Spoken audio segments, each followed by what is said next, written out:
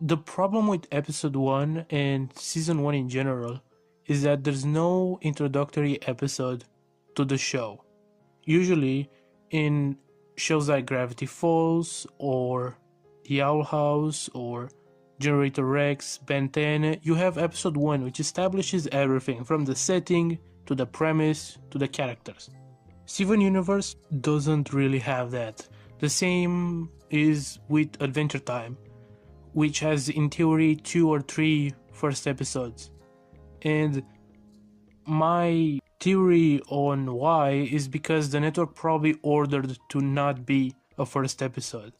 Because it's easier to just air the episodes out of order and people just can piece it together by watching multiple episodes.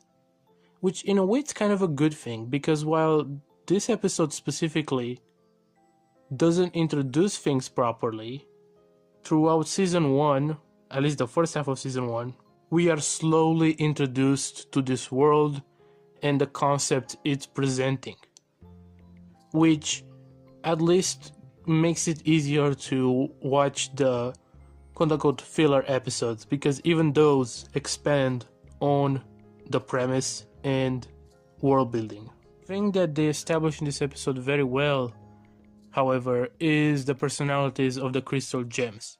Not only by their designs, but by their weapons and their explanation about what makes them be able to summon their weapons.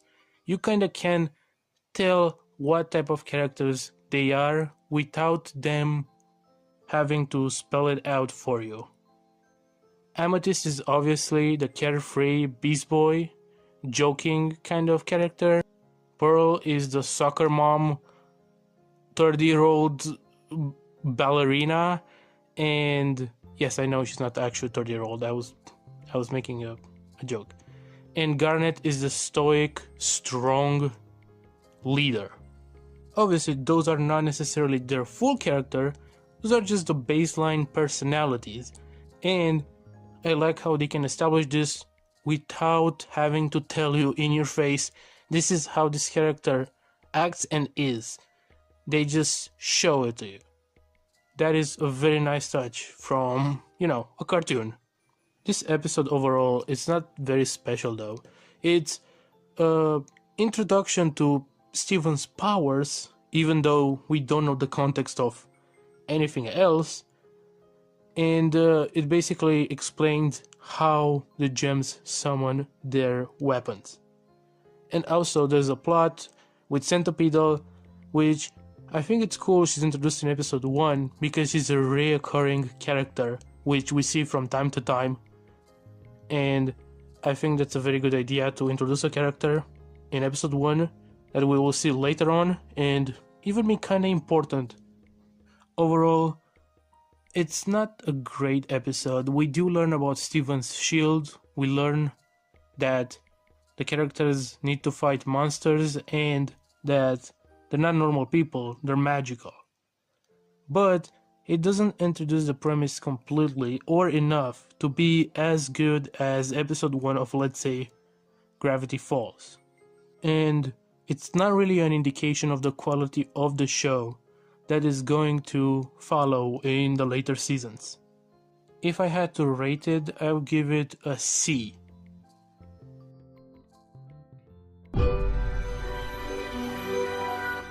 The second episode revolves around the threat of a giant red eye hitting Earth and potentially destroying Beach City. We don't really get too much information on it, other than it's potentially dangerous and the gems try their best to prevent it from falling on Earth.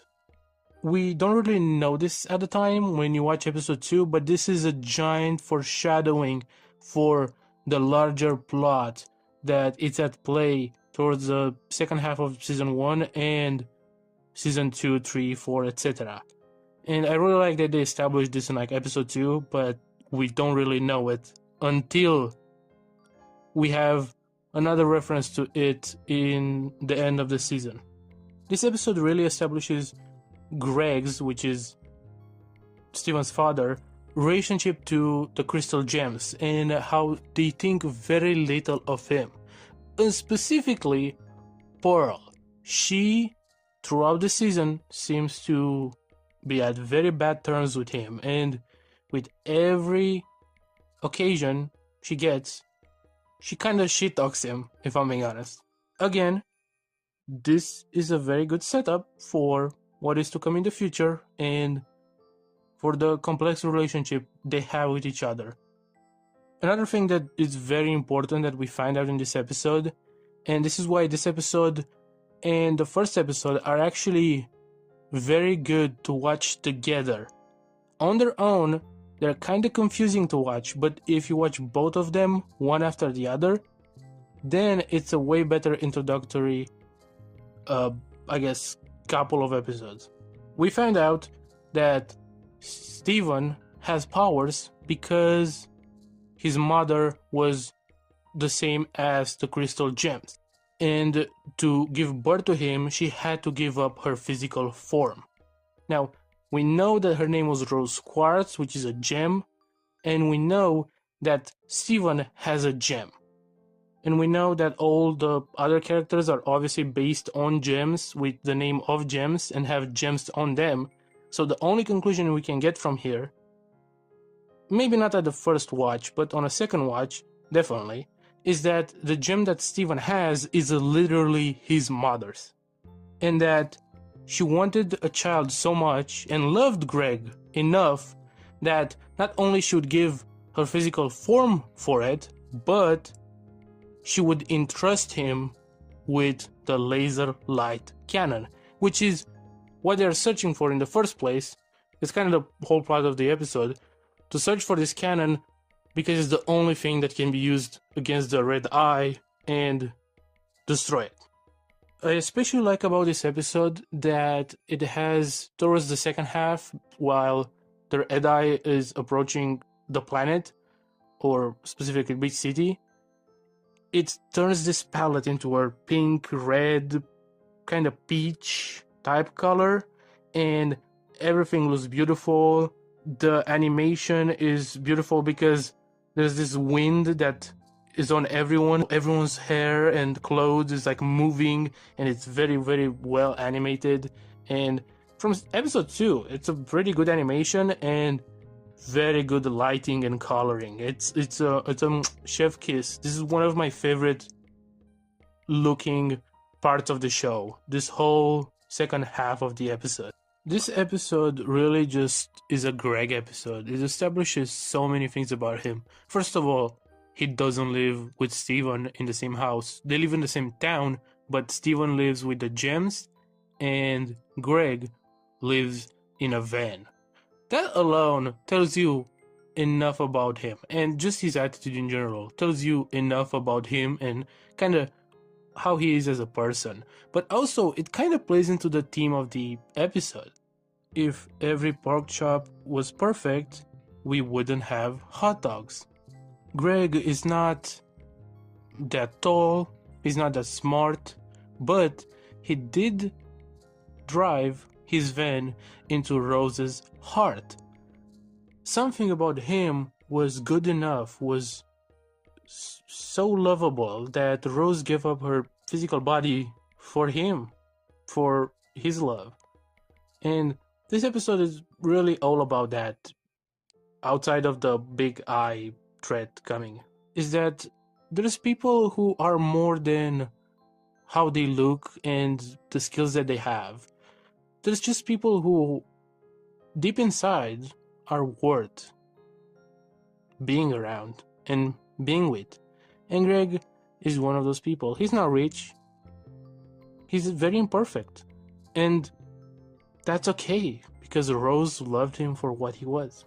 And that also establishes a thing in Steven Universe that we have seen become famous about the show, which is the music.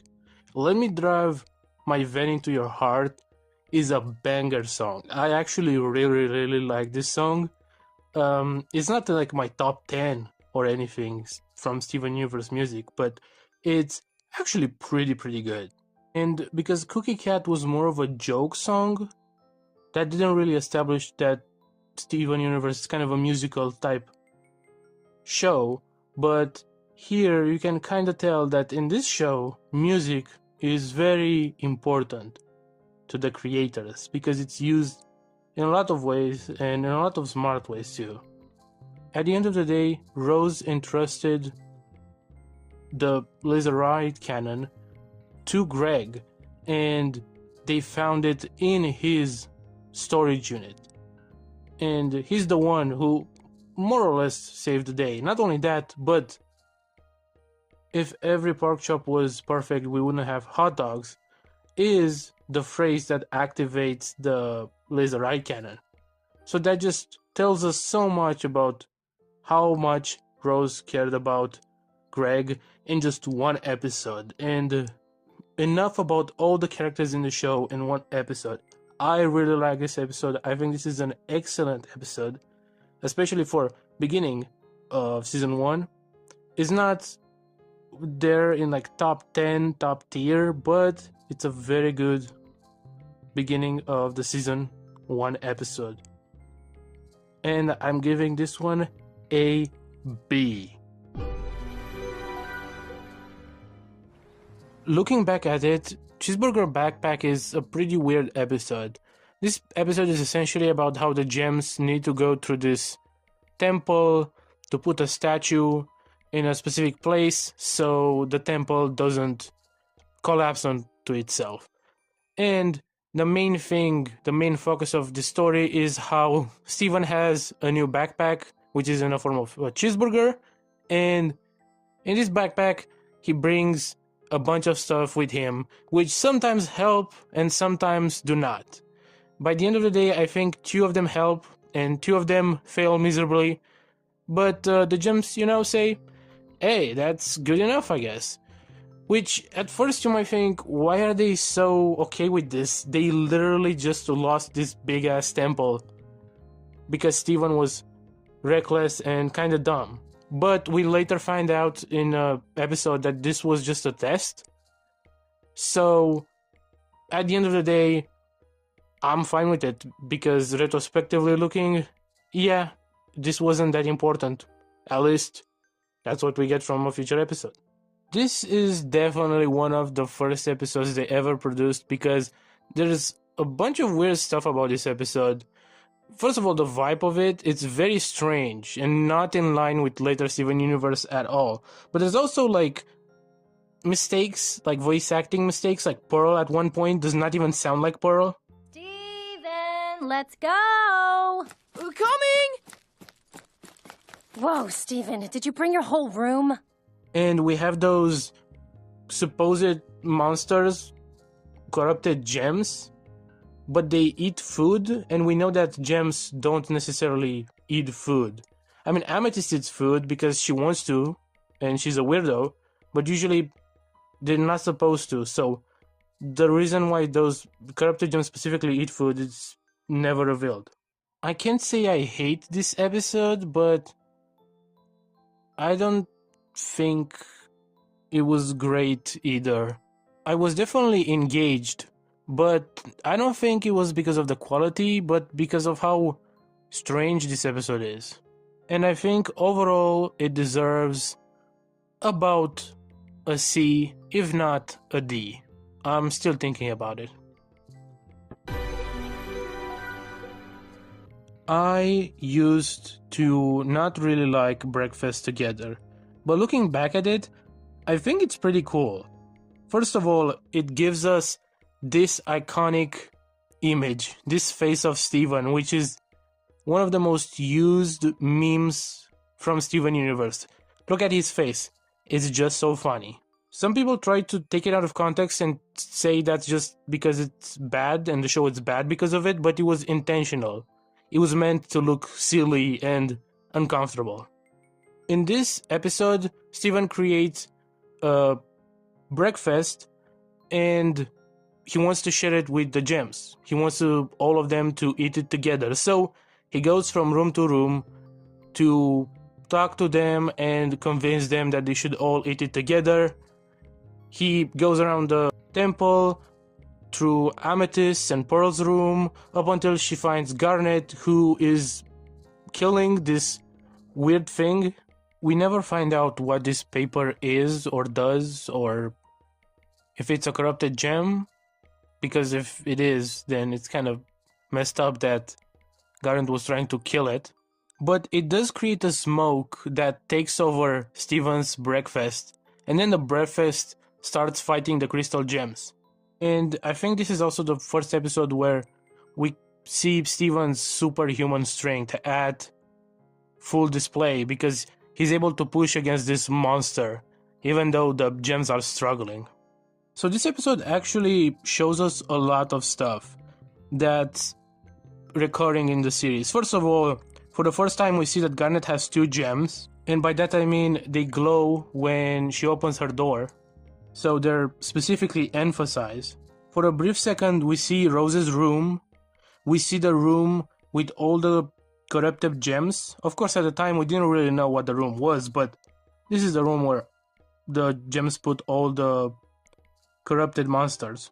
And we also get every room of each of the gems. Some of my favorite parts of the episode are, of course, Steven's face in the beginning, which is hilarious, Pearl's dance and theme songs, as well as Amethyst's theme song. Both of them play in this episode, and I just want to say, the music in this show is great, and their theme songs are amazing. I really, really love both of their songs, and it fits them. You can't outrun me! We both have short legs!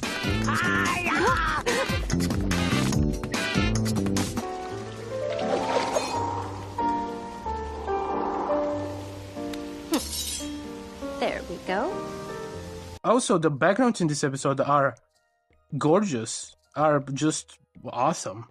And I like how Garnet, when the monster takes the form of a breakfast, she says, stone-faced. He has all the power of a breakfast. I mean, imagine someone saying that with a serious face and voice in the middle of fighting a creature. It was very funny when I watched it. I actually laughed. It's an organic matter! Now it has all the power of a breakfast. We have to destroy it. And towards the end, when Steven made another breakfast, I liked all the funny close-ups to their faces, how they were horrified by this breakfast, because they just fought one a few seconds ago. And eventually they go and eat pizza. But yeah, this episode was pretty good. I really liked it. I think I give it a B, in my opinion.